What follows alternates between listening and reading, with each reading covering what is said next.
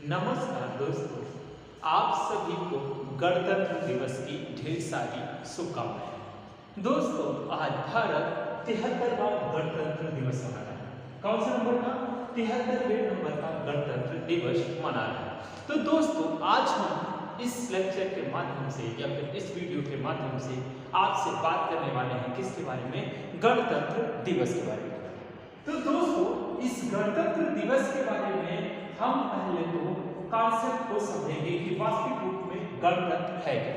आप देखते हैं कि कभी कभी जो बड़ी सभाएं होती हैं वहां पर ये गलतियां देखने को मिलती है कि गणतंत्र दिवस क्या है, स्वतंत्रता दिवस क्या है।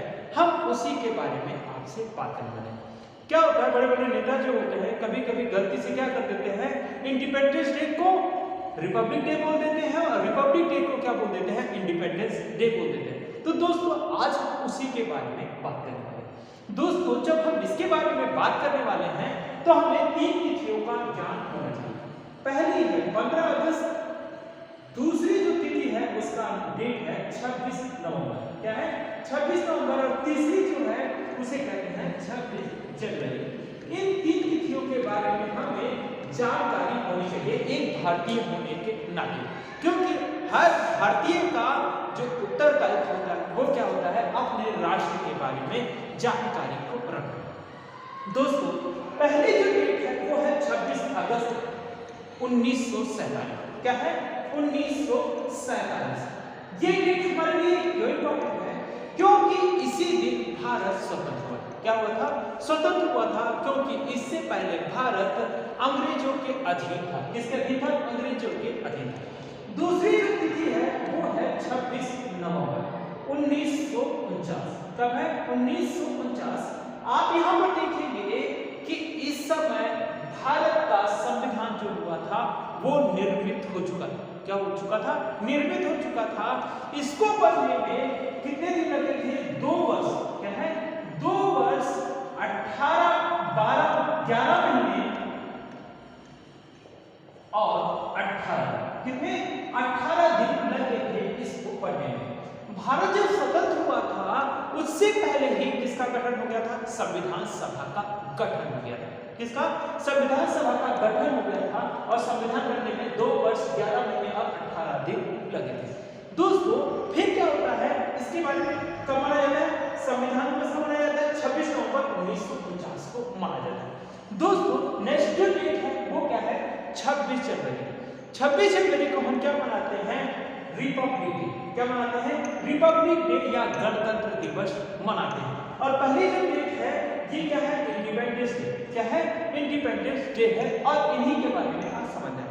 पहले तो हम क्या कर लेते हैं, इसकी ऐतिहासिकता के बारे में समझ लेते हैं। किसके? रिपब्लिक डे की ऐतिहासिकता के बारे में बात करेंगे। आपको किन शब्दों को समझना है? पहले तो कॉलोनी को समझना है। किसको? कॉलोनी को समझना है। कॉलोनी क्या होती है? क्या है? कॉलोनी क्या होती है? देखेंगे कि भारत क्या है, भारत पर विदेशियों ने क्या किया है? आक्रमण किया। क्या किया है? भारत पर विदेशियों ने आक्रमण किया है और आक्रमण करने के पश्चात भारत पर राज किया है। एंशिएंट पीरियड में आप देखेंगे तो होगा क्या कि भारत पर यूनानी, ईरानी, इन लोगों का क्या हुआ है? आक्रमण हुआ है। लेकिन ये लोग क्या करते हैं, कुछ समय के लिए भारत आते हैं और भारत में ही ये विलीन हो जाते हैं। कैसे? कि भारत में आकर भी क्या होते हैं? भारत में ही रह जाते हैं, इसलिए इन्हें क्या कहते हैं? भारतीय ही कहते हैं। दोस्तों, होगा क्या, मध्यकालीन भारत में आप देखेंगे कि अरबों का आक्रमण हुआ है, तुर्कों का आक्रमण हुआ है, मंगोलों का आक्रमण हुआ है और किसका? मुगलों का आक्रमण हुआ है। तो आप देखेंगे जो तुर्क थे, क्या थे? जो तुर्क थे और मुगल थे वो क्या करते हैं? भारत में ही आकर बस जाते हैं। क्या होते हैं? बस जाते हैं। वो भारत की संपत्ति को कहीं पर नहीं ले जाते। लेकिन इस कॉलोनी शब्द को समझने के लिए हमको सबसे पहले समझना है अंग्रेजों के बारे में। भारत में क्या होता था? रॉ मटेरियल या कच्चा मटेरियल बहुत ज्यादा हुआ करता था और जो अरब प्रायद्वीप था, क्या था? अरब प्रायद्वीप था, उसे मसालों की सख्त जरूरत हुआ करती थी। और उसी में इंग्लैंड वाले क्या है? इंग्लैंड वाले क्या करते हैं? भारत में व्यापार करने के उद्देश्य से भारत आते हैं। जब वह भारत में व्यापार करने के उद्देश्य से भारत में जब आते हैं तो दोस्तों होता क्या है कि भारत के जो राज हुआ करते थे उस समय, जो भारत के राज हुआ करते थे वो क्या करते थे, आपस में ही युद्ध किया करते थे। क्या करते थे, युद्ध किया करते थे। और इसी कारण क्या होता है कि भारत में आपसी फूट देखने को मिलती है। क्या मिलती है, आपसी फूट देखने को मिलती है। और इस आपसी फूट के फलस्वरूप अंग्रेजों को ये लगता है, भारत में अंग्रेज क्या करने आते हैं, व्यापार करने आते हैं, ना कि शासन करने आते हैं। लेकिन उन्हें ये महसूस होता है कि हम भारत में क्या कर सकते हैं, राज्य कर सकते हैं। क्या कर सकते हैं, राज्य कर सकते हैं। इसलिए आप देखेंगे कि उन्होंने 2-3 युद्ध लड़े, 2-3 प्रमुख युद्ध लड़े, जिसमें से प्रमुख युद्ध है 1757। कब का, 1757। 1757 का युद्ध जो लड़ा गया था वो था प्लासी का युद्ध। प्लासी के युद्ध ने क्या है, प्लासी के युद्ध ने अंग्रेजों के अधीन बंगाल को बना दिया। किसको बना दिया, बंगाल को बना दिया। नेक्स्ट अगर हम बात करें किसकी, 1764, किसकी, 1764 की अगर हम बात करें तो आप देखेंगे कि जो ये कौन सा युद्ध होता है, बक्सर का युद्ध। कौन सा होता है, बक्सर का युद्ध होता है। बक्सर के युद्ध में मुगल बादशाह, अवध का नवाब और बंगाल का नवाब, ये तीनों लोग मिलकर सम्मिलित रूप से युद्ध करते हैं। बंगाल का वो सांकेतिक रूप से था क्योंकि बंगाल के पद से उसे हटा दिया गया। दोस्तों जब क्या होता है, अंग्रेज 1764 में मुगल बादशाह से जीत जाते हैं तो क्या करते हैं, वो भारत में अपना शासन करना स्टार्ट करते हैं। भारत में शासन कैसे स्टार्ट करेंगे, आप देखेंगे, क्योंकि वो क्या कहते हैं कि हमने किसे पराजित कर दिया है, मुगलों को पराजित कर दिया। इससे पहले जो भारतीय थे वो किसकी अधीनता मानते थे, मुगलों की अधीनता मानते थे और मुगल को ही अपना शासक मानते हैं। तो ये क्या करते हैं, अंग्रेज क्या करते हैं, भारत में मुगलों को पराजित कर देते हैं। इस तरीके से स्टार्ट होती है किसकी जर्नी, अंग्रेजों की जर्नी शुरू होती है। अंग्रेज भारत में कब आए थे, 1600 में। कब आए थे, 1600 में भारत आए थे।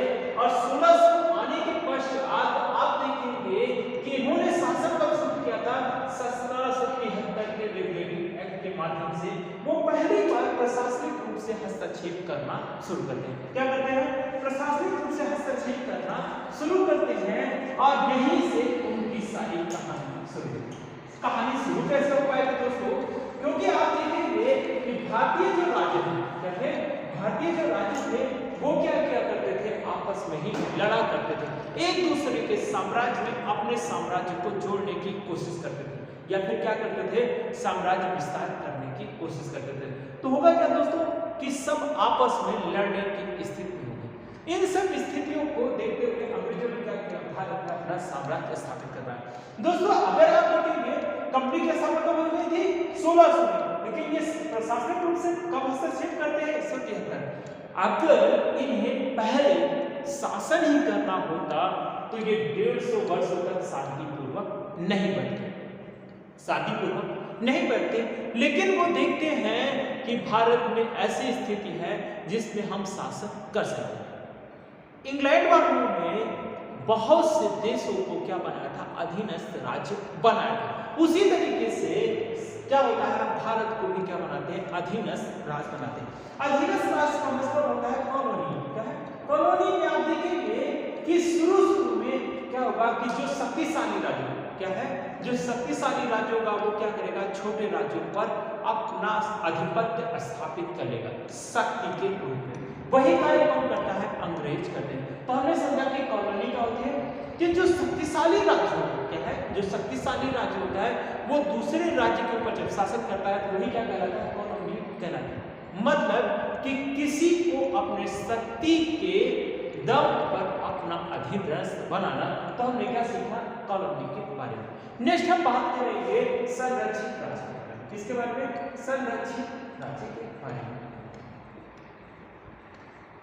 देखिए शुरुआती अवस्था में अंग्रेजों ने देसी रियासतों, क्या है, देसी रियासतों को क्या बनाया था, संरक्षित राज्य बनाया था। उसमें से आप देखेंगे संरक्षित राज्य का पहले तो हम समझें क्या होगा कि कुछ चीजें, क्या है, कुछ चीजें क्या होगी उस राज्य के पास होगी जिसे आपने संरक्षित राज्य बनाया।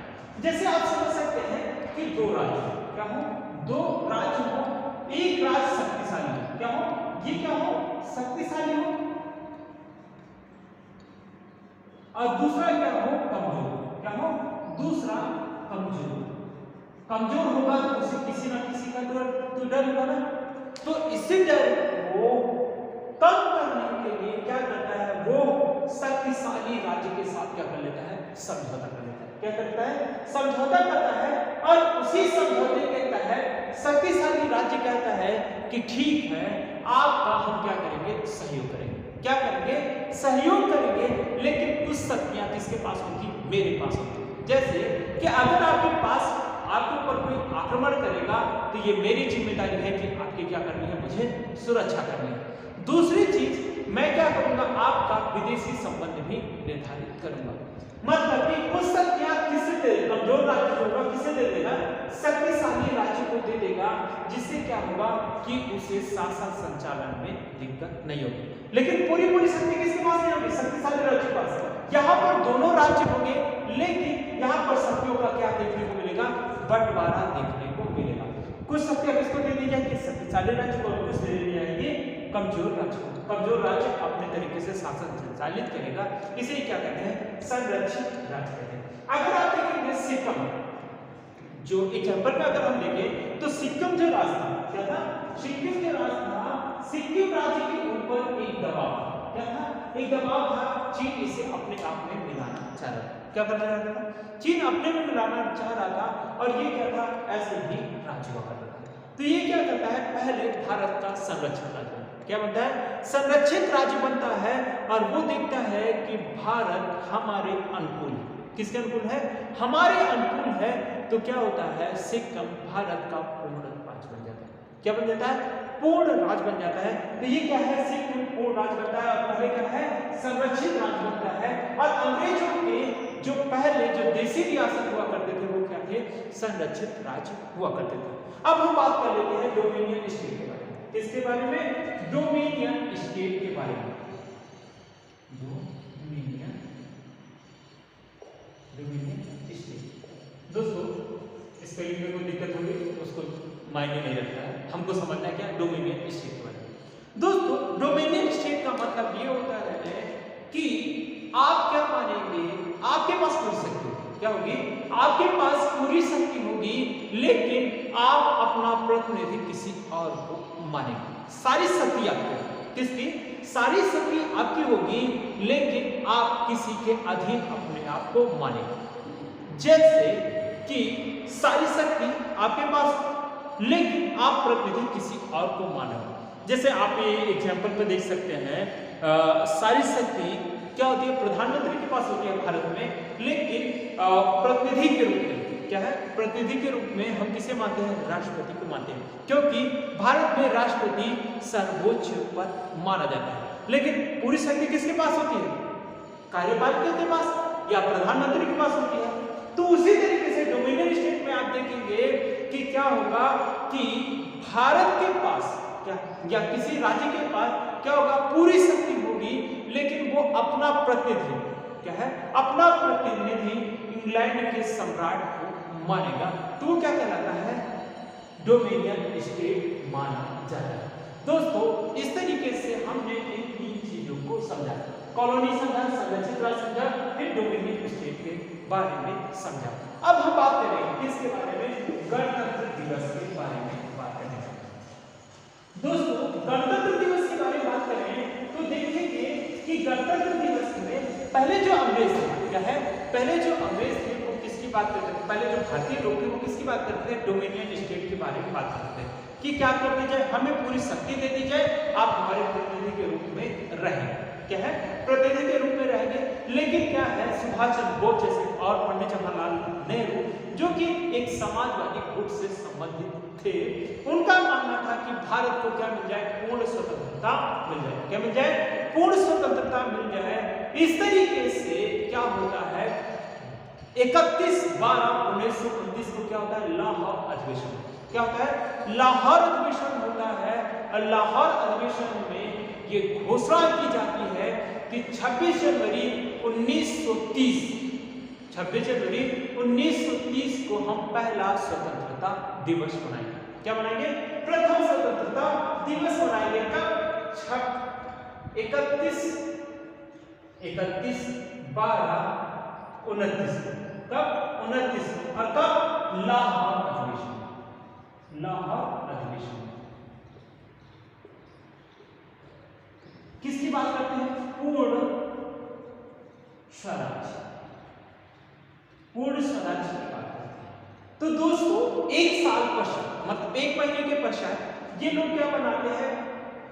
26 जनवरी। क्या है? 26 जनवरी 1930 को क्या मनाते हैं? प्रथम स्वतंत्रता दिवस मनाते हैं। लेकिन दोस्तों होगा क्या कि भारत क्या है? भारत 26 जनवरी को तो आजाद हुआ नहीं। आजाद कब हुआ? 15/10/1947। कब? 1947 को भारत आजाद हो गया।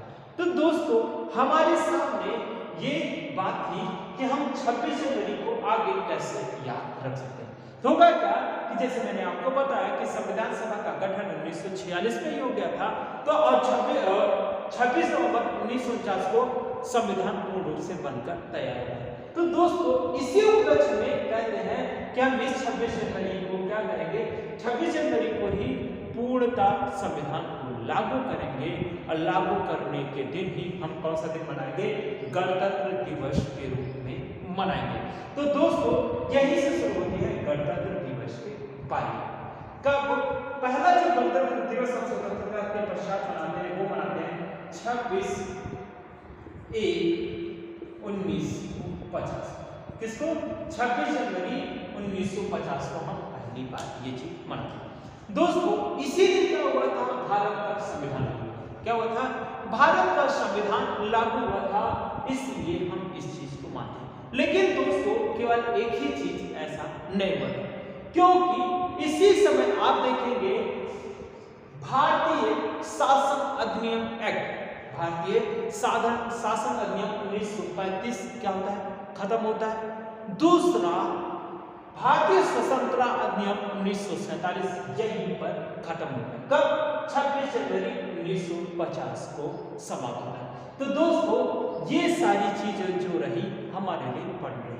और यहीं पर क्या होगा? वायसराय और गवर्नर जैसे पदों को क्या होगा? समाप्त कर दिया जाएगा। यहीं से क्या होगा? हमारा प्रथम राष्ट्रपति के बारे में बात होगी। तो दोस्तों हमने इस तरीके से बात की किसके बारे में? 26 जनवरी के बारे में। 26 जनवरी हमारे लिए क्या है? राष्ट्रीय पर्व है। दोस्तों आज के लिए इतना ही। जय हिंद, जय भारत।